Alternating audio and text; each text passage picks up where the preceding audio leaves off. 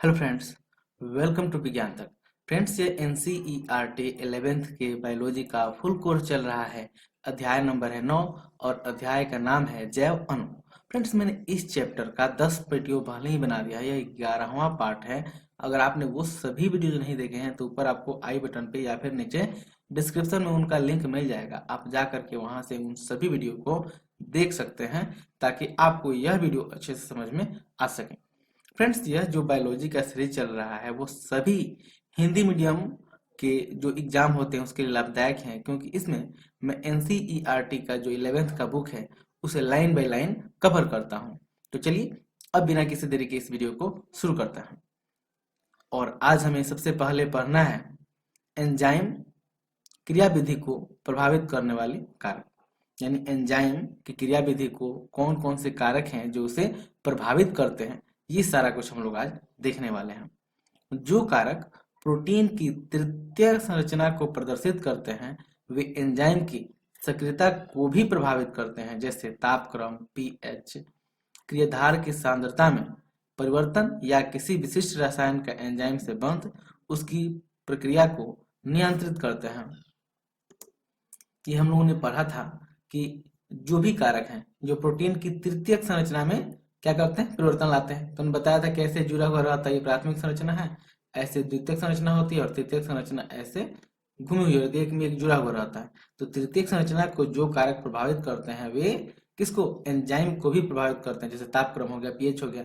तो ये सब क्या करते हैं, उनको प्रभावित करते हैं। जैसे कोई एंजाइम है तो ज्यादा pH में भी काम नहीं कर सकता है, कम pH में भी काम नहीं कर सकता है, या कुछ विशिष्ट एंजाइम होते हैं उनके लिए क्षारीय pH चाहिए, किसी के लिए अम्लीय चाहिए। और कोई एंजाइम अधिक तापक्रम पे काम करेगा और कोई कम तापक्रम पे काम करेगा। तो ये सारा कुछ होता है। और साथ ही क्रियाधार की जो सांद्रता है उसमें भी परिवर्तन होता है, तो प्रक्रिया क्या होती है, उसमें परिवर्तन हो जाता है, प्रक्रिया में भी बदलाव हो जाता है। चलिए बारी बारी से जानते हैं कि किसमें कैसे परिवर्तन करेंगे तो क्या होगा।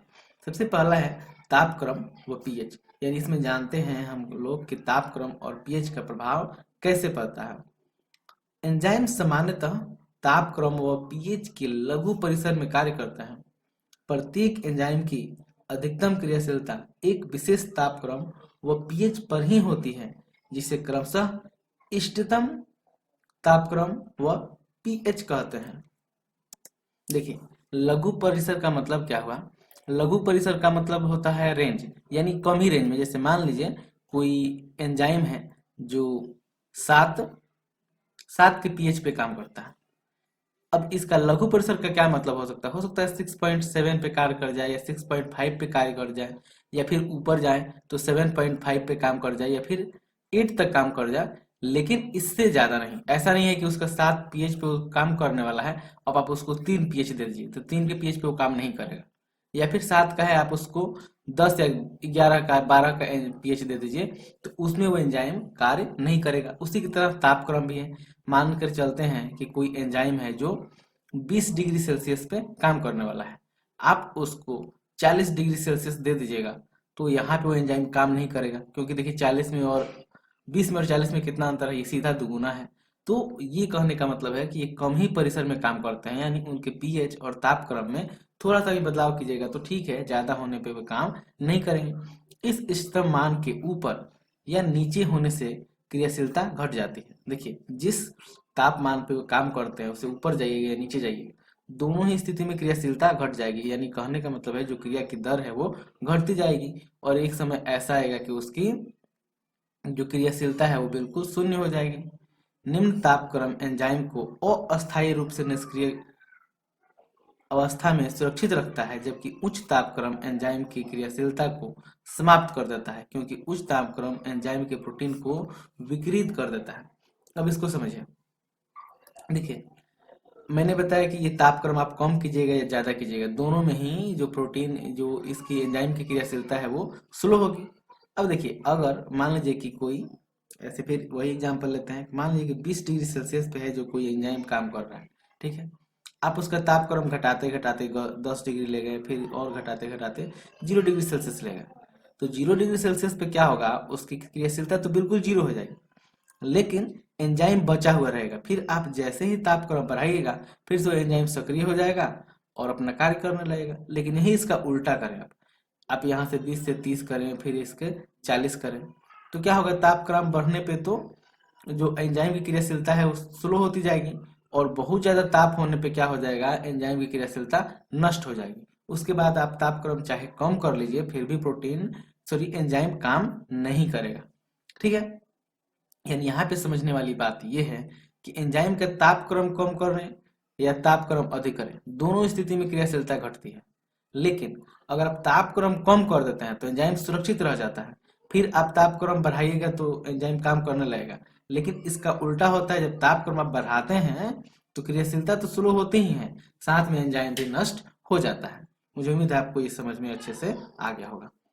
फ्रेंड्स, आप अच्छे से समझने के लिए इस वीडियो को पूरा लास्ट तक देखिएगा, बीच में वीडियो को छोड़ कर जाइएगा तो फिर आपको अच्छे से समझ में नहीं आ पाएगा।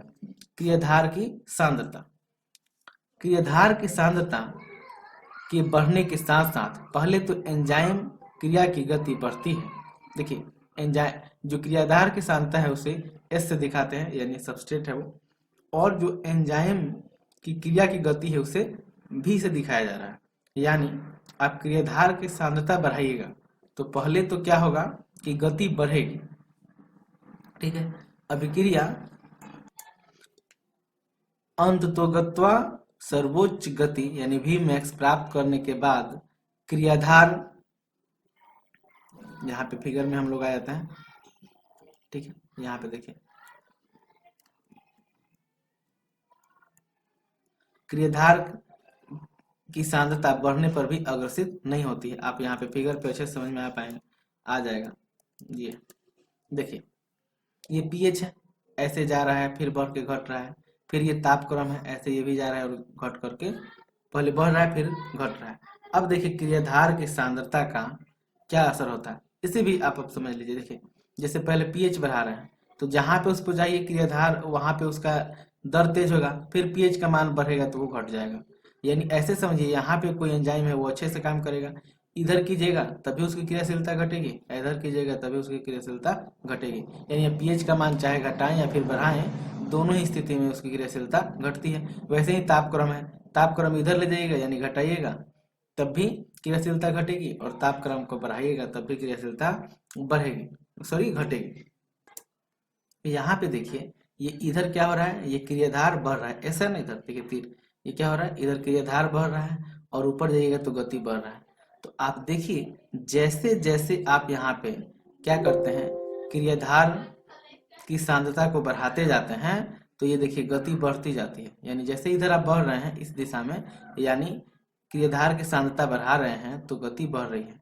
आप ध्यान दीजिए, पहले गति काफी तेजी से बढ़ रही है, बाद में आप सांद्रता बढ़ाते जा रहे हैं तो धीरे धीरे उसकी गति कम हो रही है, और एक समय ऐसा आता है कि उसकी गति आकर के फिक्स हो जाती है, उसके बाद वो नहीं बढ़ती है। ठीक है, चलिए अब आगे जानते हैं।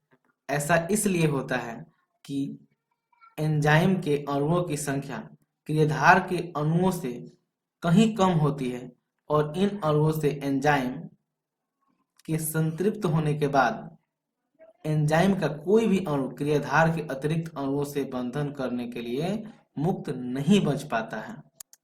तो शुरू में क्या होता है, एंजाइम के अणुओं की संख्या ज्यादा होती है, तो आप क्रियाधार मिलाते हैं तो एंजाइम के अणु और क्रियाधार के अणु एक दूसरे से जुड़ते जाते हैं। लेकिन जैसे जैसे आप क्रियाधार की मात्रा बढ़ाइएगा, उसकी सांद्रता ज्यादा होगी, तो एंजाइम के जितने सारे अणु होंगे वो क्रियाधार के अणु से जुड़ जाएंगे, और बाद में ऐसा कोई अणु बचेगा ही नहीं जिससे क्या हो, क्रियाधार के अणु से वो जुड़ पाए। यानी एंजाइम के सारे जो अणु होते हैं वो क्रियाधार से जुड़ चुके होंगे। अब आप चाहे कितना भी क्रियाधार मिलाइए वो तो बढ़ नहीं सकता। किसी भी एंजाइम की क्रियाशीलता विशिष्ट रसायनों की उपस्थिति में संवेदनशील होती है जो एंजाइम से बंधे होते हैं। जब रसायन का एंजाइम से बंधने के उपरांत इसकी क्रियाशीलता बंद हो जाती है, तब इस प्रक्रिया को संदमन व रसायन को संदमक कहते हैं।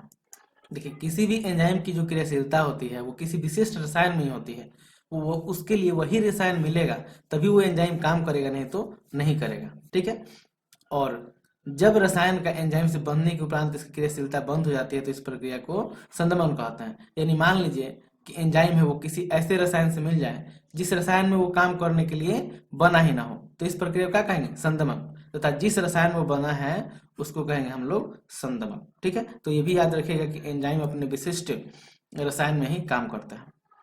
जब संदमक अपनी आणविक संरचना में क्रियाधार से काफी समानता रखता है और एंजाइम की क्रियाशीलता को संदमित करता हो तो इसे प्रतिस्पर्धात्मक संदमन कहते हैं।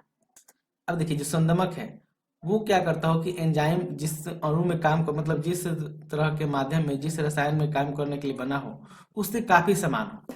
यानी जो संदमक है वो काफी समान हो तो दोनों में प्रतिस्पर्धा होती है। जैसे मान लीजिए कि एक रसायन, सॉरी यहाँ पे जगह नहीं है, मैं यहाँ पे बताता हूँ। मान लीजिए कि कोई एंजाइम है, ठीक है, इसमें इसका सक्रिय स्थल है और ऐसे ही दूसरा कोई इसका सक्रिय स्थल है। अब क्या हुआ कि यहाँ पे जोड़ने के लिए बना था लेकिन इसकी संरचना अभी इसी के जैसी है, तो एक यहाँ पे जुड़ जाएगा। यहाँ पे इसको जुड़ना चाहिए था लेकिन यहाँ पे नहीं जुड़ करके यहाँ पे जुड़ जाए, तो इस स्थिति में क्या होगा? दोनों एक दूसरे से प्रतिस्पर्धा करता है। मतलब ये चाहता है कि मैं जुड़ जाऊं और ये चाहता है कि मैं जुड़ जाऊं, दोनों जुड़ना चाहते हैं। तो इस क्रिया को हम लोग क्या कहते हैं? प्रतिस्पर्धात्मक संदमन कहते हैं। संदमक की क्रियाधार में से निकटतम संरचनात्मक समानता के फलस्वरूप यह क्रियाधार से एंजाइम के क्रियाधार बंधक स्थल से बंधे हुए प्रतिस्पर्धा करता है। परिणाम स्वरूप क्रियाधार बंधक स्थल से बंध नहीं पाता, जिसके परिणाम स्वरूप एंजाइम क्रिया मंद पड़ जाती है। वही चीज है मैंने जो बताया कि जैसे आपको बताया ना कि यहाँ पे मान लीजिए कि जोड़ना है, यहाँ पे मान लीजिए जोड़ना था लेकिन दोनों में समानता के कारण यहाँ पे जुड़ना था लेकिन यहाँ पे नहीं जुड़ पाया, वो जुड़ गया कहाँ पे? यहाँ पे। अब यहाँ पे जुड़ने से क्या हुआ कि अच्छे से कार्य नहीं कर पाएगा। ठीक है, ठीक है, कार्य नहीं करेगा और करेगा भी तो उसके एंजाइम की जो क्रियाशीलता है वो काफी स्लो हो जाती है। उदाहरण के लिए देखिए, यहाँ पे उदाहरण भी लिया गया है कि सक्सिनिक डिहाइड्रोनेटेज का मेलोनेट द्वारा संदमन को संरचना के क्रियाधार सक्सिनेट के निकट की समानता रखता है। ऐसे प्रतिस्पर्धी संदमकों का अक्सर उपयोग जीवाणु जन्म रोग जनकों के नियंत्रण हेतु किया जाता है। जैसे देखिए यहाँ पे सिग्नेटिक है, सिग्नेटिक डिहाइड्रोजिनेज है, वो मेलोनेट द्वारा संदमन जो संरचना में क्रियाधार सक्सिनेट के निकटवर्ती समानता रखता है। मतलब ये दोनों एक समान, इनमें दोनों में समानता होती है, इसलिए इनका क्या यहाँ पे यूज किया जाता है? तो जीवाणुओं द्वारा जो रोग फैलाए जाते हैं उनको रोकने के लिए किया जाता है। ठीक है फ्रेंड्स, इस वीडियो में इतना ही। अगले वीडियो में हम लोग जानेंगे एंजाइम का नामकरण व वर्गीकरण के बारे में। यह वीडियो देखने के लिए आपका बहुत बहुत धन्यवाद। बाय।